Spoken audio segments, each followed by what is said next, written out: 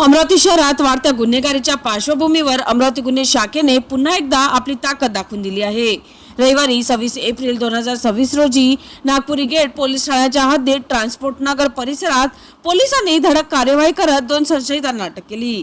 गुप्त माहितीच्या आधारे रचलेल्या सापड्यात हे आरोपी अडकले आणि तपासणी दरम्यान त्यांच्या ताब्यातून धक्कादायक शस्त्रसाठा उघड झाला। मित्रांनो, अटक करण्यात आलेल्या आरोपींमध्ये अझहर खान जुरावर खान उर्फ अझहर चायना वय वर्ष 30 आणि अब्दुल नफीज अब्दुल हफीज वय वर्ष 32 यांचा समावेश आहे।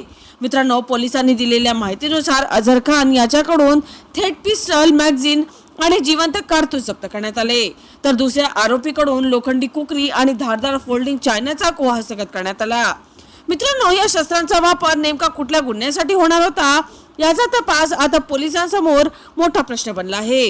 जप्त करण्यात आलेल्या या शस्त्रसाठ्याची किंमत सुमारे 29,000 रुपये असल्याची माहिती समोर आली आहे।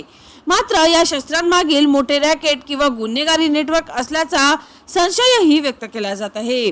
दोन्ही आरोपींकडून नागपुरी गेट पोलीस ठाण्यात गुन्हा दाखल करण्यात आला असून पुढील तपास सुरू आहे।